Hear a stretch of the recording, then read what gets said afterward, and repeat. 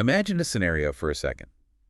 A drone takes off from a forest somewhere in Eastern Europe, and that specific action directly causes a Chinese oil tanker to just, drop its anchor in the Persian Gulf, Right. which then causes the price of your groceries at the local store to spike. Yeah, exactly. And then ultimately, that exact chain of events decides a U.S. election. I mean, it sounds like absolute chaos theory, right? It really does. It sounds completely unhinged. Yeah, like the geopolitical equivalent of a butterfly flapping its wings and, causing a hurricane. But the thing is, according to the highly specific, just incredibly intricate roadmap we are unpacking today, it's not chaos theory at all. Right. The source argues it is a very real, very imminent chain reaction. So welcome to the deep dive. Today we're looking at this massive, interlocking puzzle of global conflict. And I'm thrilled you're here with us to trace these wires because there are a lot of them. There really are. It's a masterclass in how localized decisions just do not stay local anymore. I mean, every action is pulling on a thread attached to a very distant, very volatile bell. Exactly. So today we're focusing all of our attention on a single, really dense source document. It's a transcript of an interview featuring Scott Ritter. He's a former UN weapons inspector. Right, and he's speaking with Glenn Deason in this transcript. Yeah. But, okay, before we trace a single one of these threads, we really need to pause. We need to establish our parameters for you, the listener. Yes. This is, I would say, the foundational ground rule for today's analysis. Absolutely. Because the source material we are dissecting today contains highly polarizing, really politically charged claims. Very much so. I mean, it makes definitive, super controversial statements about the war in Ukraine, the conflict in the Middle East, the structural integrity of NATO, and like the specific motivations of world leaders. Specifically Donald Trump and the Russian and Iranian governments. Right. So we need to be clear. We, as your guys on this deep dive, are entirely neutral. We are not taking sides here. Not at all. We aren't validating these claims as absolute truth. And we certainly are not endorsing any of the political viewpoints presented in the text. Right. Our mission today is purely analytical. We are just charting the geography of a specific argument. Yeah. We want to understand the mechanics of how this interview connects point A to point Z. I mean, think of us as mechanics looking at a controversial set of blueprints for an engine. That's a great way to put it. We're just here to show you how the designer claims the pistons fire. Exactly. The mission is to trace the interview's central thesis, how tactical, localized decisions by European nations regarding the Ukraine war are supposedly triggering this massive cascade. A cascade that dictates NATO's survival, Middle Eastern peace deals, Chinese energy security. U.S. election timelines. Yeah. It's just a staggering premise. So, okay, let's unpack this. Let's start right at the epicenter of this theoretical earthquake, Europe. Specifically, the text singles out the Baltic states, Finland, Germany, and Britain. The interview establishes a scenario where these nations have fundamentally, altered their involvement in Ukraine. Altered it how, exactly? Well, it claims they are no longer just sending financial aid or, surplus equipment. Okay. The text asserts they're actively supplying advanced drones, Mhm. and critically, the localized intelligence required to actually pilot them. Right, but the source draws this massive, bright red line here between what it calls tactical and strategic drones. Yes, that is a huge distinction. And this is a technical distinction we need to clarify for everyone because it's essentially the fulcrum of the entire escalation argument. Definitely. Like a tactical drone is what we usually see on the news, right? A small quadcopter zipping around the immediate battlefield. Yeah, doing local reconnaissance, maybe dropping a small mortar shell on a trench, it affects the immediate firefight. Right. But the source claims Europe is crossing a massive line by supplying drones for strategic strikes. Right, and the mechanics of a strategic drone are entirely different. How so? Well, we are talking about long-range platforms designed to travel hundreds of kilometers deep into sovereign Russian territory. Oh, wow. And to do that, they require satellite uplinks, advanced navigation systems that are, immune to local jamming. So not just an off-the-shelf kind of thing. Exactly. And highly sophisticated targeting intelligence, the kind of intelligence that according to the text anyway, only Western European intelligence apparatuses can provide. Right. They aren't hitting a tank on the front line, they are hitting infrastructure deep within the homeland. Which brings us to the Russian response that's outlined in the text. Mm. It mentions the Russian Defense Ministry and the Security Council, right? Yeah, it specifically names a figure, Shoigu. Right. And the claim is that Russia has actively mapped out and published a list of the specific European facilities producing these drones. Yes. They are framing these factories as legitimate military targets. And the legal reasoning the source attributes to Russia here is just fascinating. It really is, because the Russian argument is rooted in self-defense. Right. Because the intelligence and the hardware for these deep strikes are originating from specific European soil, Russia is supposedly claiming the right to strike the origin point of that threat. But wait, I mean, how does Europe justify this under international law? That's the million-dollar question. Right. If a nation provides the weapon, the targeting data, and the satellite link to hit a foreign capital, how on earth are they claiming they aren't a combatant? Right. It feels a bit like a friend holding your coat in a bar fight, handing you a set of brass knuckles, pointing out the other guy's weak spot, and then acting outraged when the other guy throws a punch at them. It's a great analogy, and the text actually addresses this paradox directly. Okay, what does it say? It notes that historically, European states strictly avoided supplying offensive weapons to nations at war for exactly that reason, because it inherently makes you a co-belligerent. Right. That makes sense. Sure. But in Ritter's framework, we've transitioned. We've moved from a covert shadow proxy war to what he explicitly calls a de facto proxy conflict. A de facto proxy conflict. What's fascinating here is how the source frames Europe's open bragging. Like, that's the specific trigger for Russia's changing red lines. Wait, bragging, like public relations? Exactly, the public relations. The source points to geopolitical gatherings, like the meetings at Ramstein Air Base. Okay. In the past, proxy support was all about plausible deniability. You strip the serial numbers off the weapons, you deny everything. Right, you pretend you have no idea where they came from. Right. But the interview highlights this massive psychological shift. European leaders are openly boasting about the lethal impact of their contributions. Oh, I see. The argument is that this public ownership of the strategic strikes is exactly what erases the gray area for Russia. So by standing at a podium and claiming credit for the strikes, just to, look strong for their domestic voters, European leaders are actively stripping away their own plausible deniability. They are essentially painting the target on their own backs. That is precisely the dynamic the source describes. The interview calls this an unsustainable model for Russia. Okay. Which brings us to the first major inflection point in the timeline. Right. The speaker predicts that Russia's response won't be diplomatic. It's not going to be, a strongly worded letter to the UN. Yeah. They anticipate a massive kinetic escalation. And the timeline they give for this is terrifyingly imminent, like this summer. Yes. Very soon. The text posits that Russia will seek to permanently close this loophole. But what I found most striking in this section is the specific military doctrine the source expects Russia to use. Oh, absolutely. Because they completely rule out the idea of warning strikes. Right. In traditional escalation theory, you might launch a cruise missile into, like, an empty field in Estonia. Or hit an abandoned warehouse in Poland or something. Exactly. A kinetic message saying, look what we can do, back down. Right. Signaling. Just sending a message.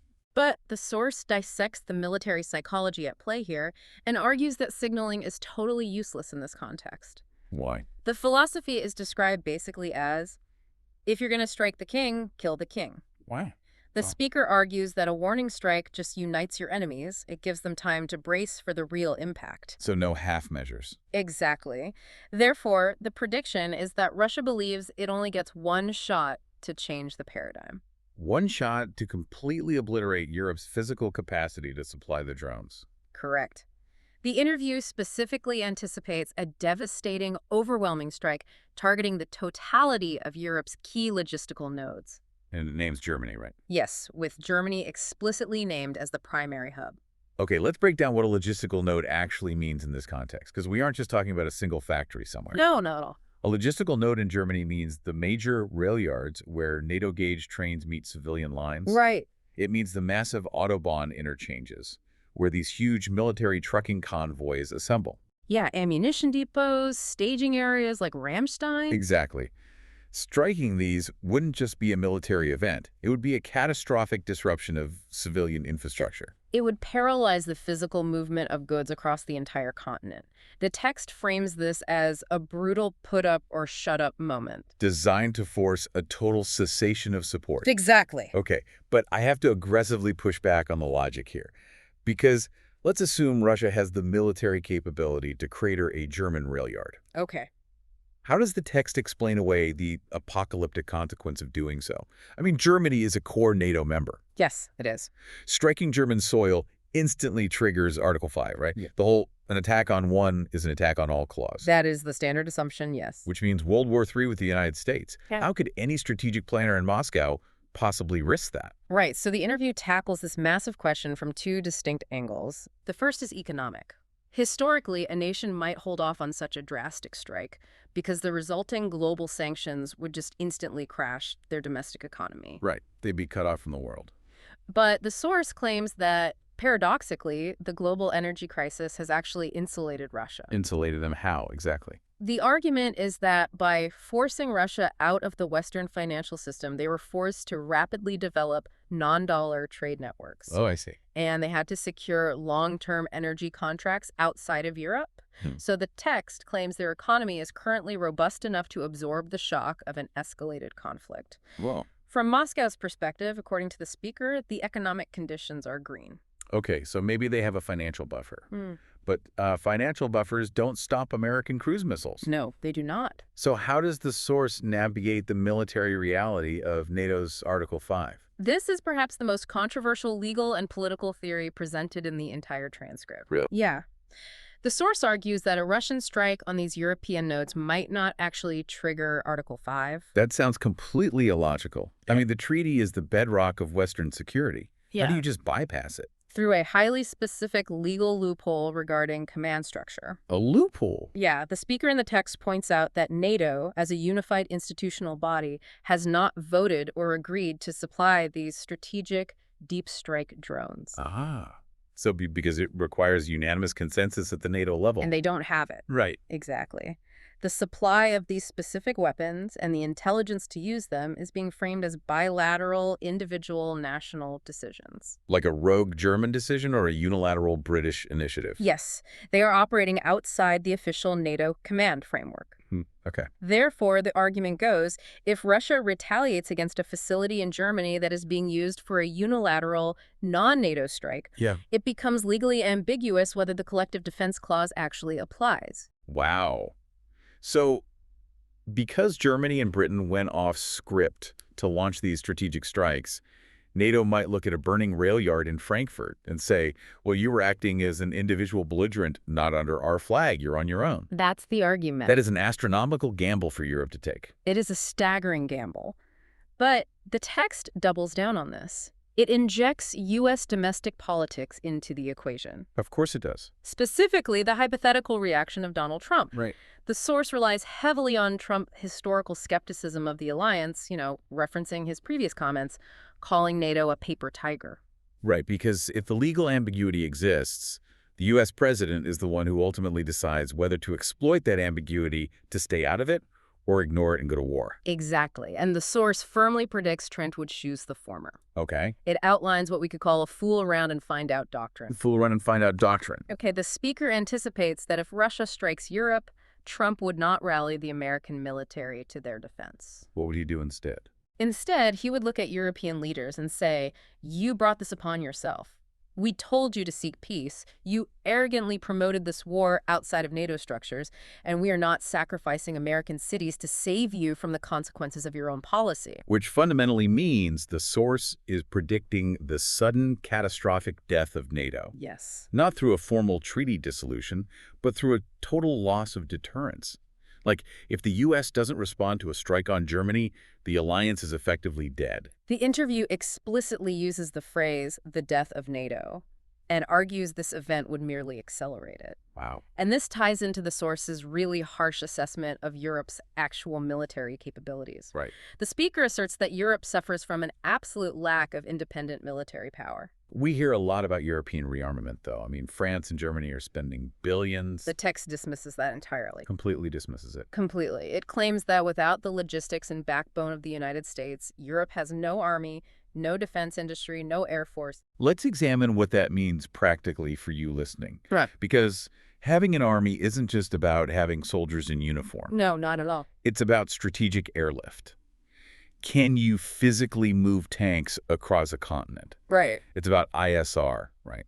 Intelligence, surveillance, and reconnaissance satellites. Exactly. It's about SEAD, Huh. the suppression of enemy air defenses. Yes. So the source is essentially arguing that Europe only has the veneer of a military, while the actual skeletal structure is entirely American. Precisely. Which makes Europe's alleged escalation with these strategic drones incredibly paradoxical to the speaker in the text. Because they're poking a bear while standing on a trapdoor. Right, assuming the U.S. will hold the lever. Okay, so we have this portrait of European leadership taking massive, potentially existential risks. Yes. But to understand why they would allegedly do something so desperate, we have to transition to what the source claims is the actual physical reality on the ground in Ukraine. Like, why is Europe panicking so much? Well, according to the interview, the panic is a direct response to a meticulous, highly calculated Russian spring offensive, one that is fundamentally altering the battlefield. Okay, because the source describes the Russian strategy less like a blitzkrieg and more like a massive, grinding industrial operation. Very much so. It uses the phrase preparing the battlefield.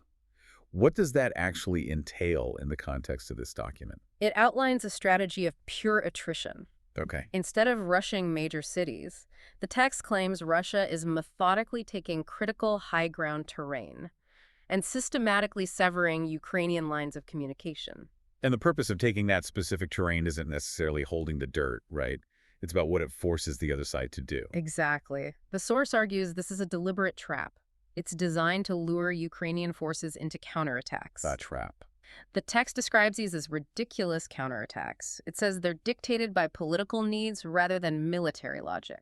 Oh, interesting. And it asserts that these forced maneuvers have effectively eliminated all of Ukraine's strategic reserves. It's the military concept of a kill zone. Exactly. You take an objective that is politically unacceptable for the enemy to lose, that forces them to send troops across open ground to take it back, Right. which then allows your artillery to just do the work. And the ultimate geographical goal of this grinding process, according to the source anyway, is the capture of Sloviansk and the surrounding urban belt. Why Sloviansk specifically?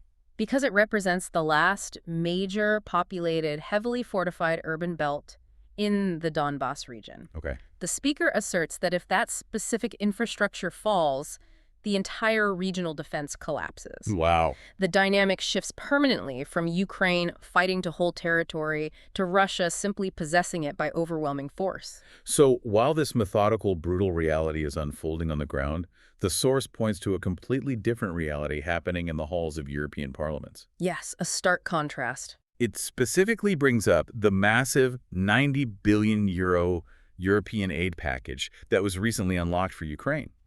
I mean, you'd think 90 billion euros would change the calculus. You would think so, but the text is staggeringly dismissive of it. Really? Yeah, the interview treats the 90 billion as pure political theater. Yeah, because I remember the host in the transcript asks a specific question about Hungary's Viktor Orban. Right. Orban had been blocking this aid package for a while, and the host asks if bypassing his veto is like a significant turning point. And the expert in the source basically laughs it off. Right. He calls it inside baseball European wannabeism. Wow.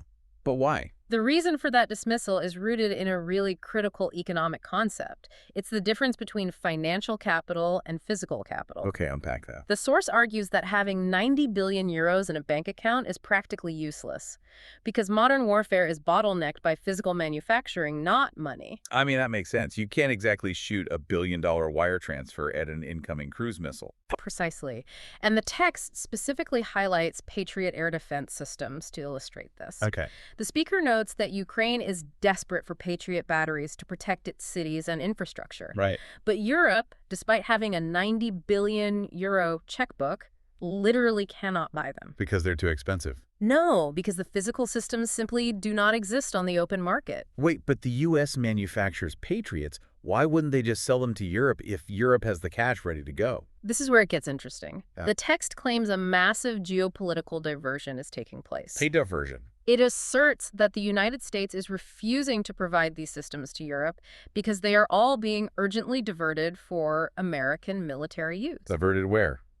The U.S. isn't fighting a ground war right now. The strong implication in the source, and this connects directly to the second half of our deep dive, is that they are being diverted to the Middle East to protect American bases and Israeli airspace from Iranian ballistic missiles. Wow. So Europe is sitting there with a massive pile of money, unable to buy the shield they need because the shield is being sent to a completely different conflict zone. Exactly. That brings us to another terrifying claim in the text regarding European desperation. Because it's not just a shortage of machines, is it? No, it's a critical shortage of manpower. Right. Yes, the source paints a picture of extreme demographic dysfunction. It claims that to solve the critical manpower shortage on the front lines, European leaders are resorting to drastic measures. Oh, drastic. The text explicitly names German Chancellor Merz and Ukrainian President Zelensky. Okay. It alleges they are considering a policy to forcibly expel Ukrainian refugees from European host countries. To send them back? Yes, to send them back to the trenches. That is demographic cannibalism. Yeah. Forcing refugees back into a war zone because you have literally run out of reserves. It's framed in the text as the ultimate sign of a failing proxy war. The overarching argument here is that passing financial packages and holding summits doesn't solve Germany's industrial problems. Right. It doesn't solve Britain's supply chain problems. And it fundamentally does not alter the mathematical reality on the battlefield if the physical resources and the human beings simply do not exist. Okay, so let's synthesize where we are so far. Good idea. In the first half of this transcript, we have Europe allegedly draining its resources for a war the source claims is already mathematically decided. Right. They're compensating for their lack of physical capital by crossing dangerous red lines with these strategic drones. Yes. And they are risking a devastating direct strike from Russia while relying on a NATO safety net that might not even catch them. It is a totally precarious house of cards. But here is where the diagnostic puzzle goes from complex to totally overwhelming. Yeah, buckle up. Because the source does not view the European theater in a vacuum. It explicitly links this European crisis directly to the Middle East. Yes, it does.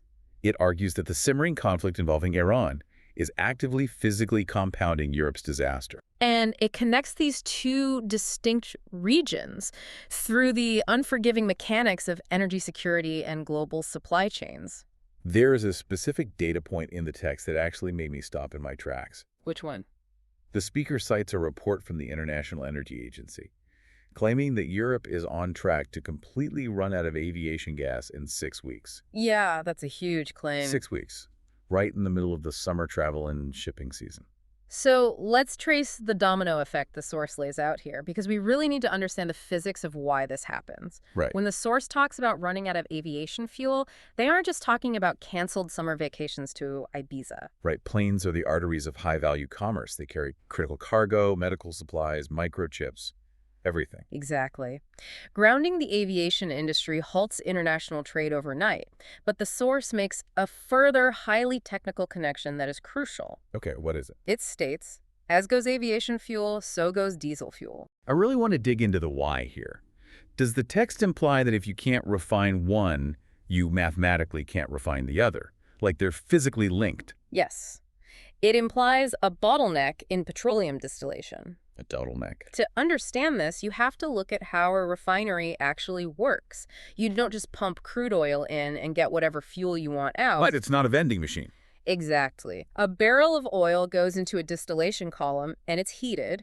The vapor rises and condenses at different temperatures, separating into different fractions. So the lighter stuff goes to the top, the heavier stuff falls to the bottom. Right. Gasoline is lighter, it comes off near the top.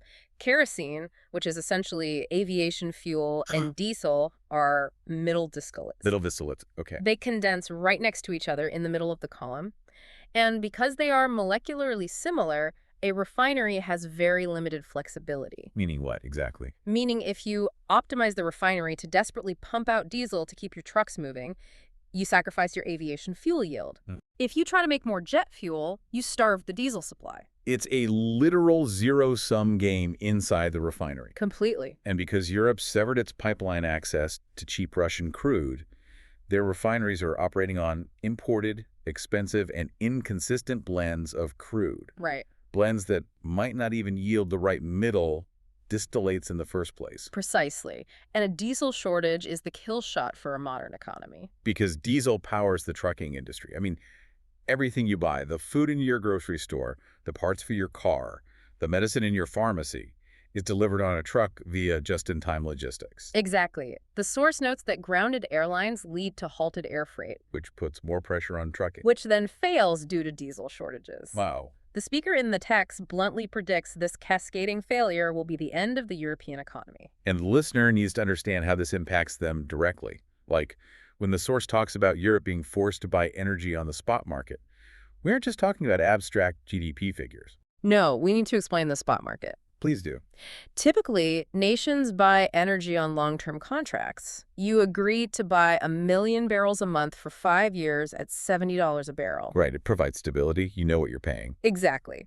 The spot market, on the other hand, is buying energy for delivery today. It's the geopolitical equivalent of showing up to the airport without a ticket on Thanksgiving Day and asking to buy a seat on the next flight. That is a perfect analogy. You pay whatever the absolute maximum panic price is at that exact second. Yikes. The text says Europe will be ruthlessly gouged on the spot market because they're trying to buy diesel that literally doesn't exist in the global supply chain. Because of the refinery bottleneck. Exactly. And this translates directly into hyperinflation for the consumer. Your heating bill doubles, the cost of food skyrockets. And the source argues that this economic strangulation creates massive internal political rifts inside an already fractured Europe. It does. Furthermore, it asserts that the United States created this impossible situation by demanding Europe align with the Middle Eastern policy. Specifically regarding Iran. Right, a policy that Europe never wanted any part of. Which brings us squarely to the Middle East. And to the text's analysis of Donald Trump's alleged role in orchestrating this global mess. The source paints a fascinating, almost schizophrenic picture here. It really does. It outlines two completely distinct realities operating simultaneously. First, there's the harsh geopolitical reality on the ground. Right. Second, there's Donald Trump's domestic political reality. The contrast drawn in the text is incredibly stark. If we connect this to the bigger picture, let's examine the geopolitical reality first. Okay. According to the speaker, the United States and Israel have fundamentally lost their war with Iran. I mean, that is an incredibly bold statement to make. How does the text possibly justify the claim that a superpower lost to a regional player? The source claims that the U.S. and Israel accomplish absolutely none of their strategic objectives and currently hold zero leverage. Zero leverage. Zero. It asserts that Iran, strategically speaking, holds all the cards. The text points specifically to Iran's military infrastructure, highlighting their underground missile cities. Right, yeah. It describes them as practically invulnerable. This is a matter of geography and physics. Iran is covered in massive, rugged mountain ranges like the Zagros. Okay. The source implies that Iran hasn't just buried missiles in the sand.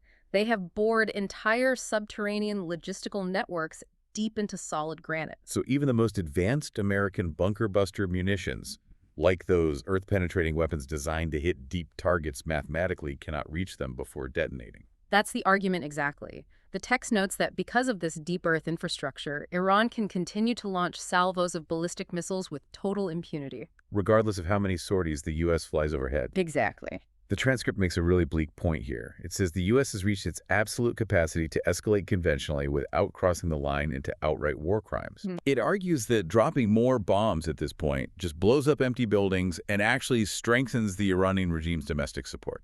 The speaker notes that anything of value has long since been evacuated or moved underground. The U.S. military simply doesn't have a target deck left. You can't bomb what you can't reach. Exactly. Furthermore, the source claims Iran has selective, absolute control over the Strait of Hormuz.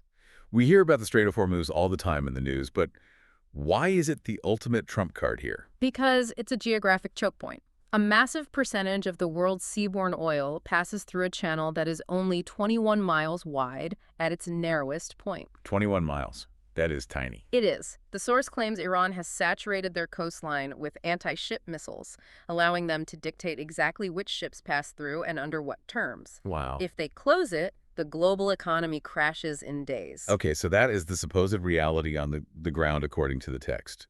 A total strategic stalemate amounting to a defeat for the U.S. Right. But then the source pivots sharply to the second reality, Donald Trump's political theater. Yes. The source frames this entire global crisis not as a national security problem, but as a domestic political problem for Donald Trump's ego and his election campaign. A political problem. It claims he entered a conflict he explicitly promised his voters he wouldn't. He failed to achieve his goals, and now his political brand cannot survive admitting that defeat. This is where the text brings up a highly specific event. Yes. The Islamabad talks. Yes. It claims there was an actual peace treaty that was essentially finished. The interview references negotiations conducted by technical teams, diplomats, and subject matter experts in Islamabad, Pakistan. Okay. The implication is that a workable, pragmatic memorandum of understanding had been hammered out to de-escalate the region. But Trump allegedly scuttled it. Why? If it solved the problem, why kill the deal? Because, according to the source, signing that treaty quietly in Islamabad would be an implicit acknowledgement of the geopolitical reality we just discussed. That the U.S. had to concede to Iranian leverage. Exactly. The text claims Trump killed the finished agreement specifically because it didn't make him look like a conqueror. So instead of signing it, the text says Trump engaged in a week of hyper-aggressive posturing. Right. He enforced naval blockades. He made apocalyptic threats on social media, all purely to create the perception of American dominance. To make it look like he personally was compelling a terrified Iran to the negotiating table. Right. The host in the interview transcript uses a brilliant analogy here. They compare Trump to an arsonist masquerading as a fireman. It's the ultimate political gaslighting. The source claims Trump posted on social media that the world would literally be ripped apart without him. Exactly. He sets the fire, waits for everyone to panic, and then demands applause when he shows up with a hose.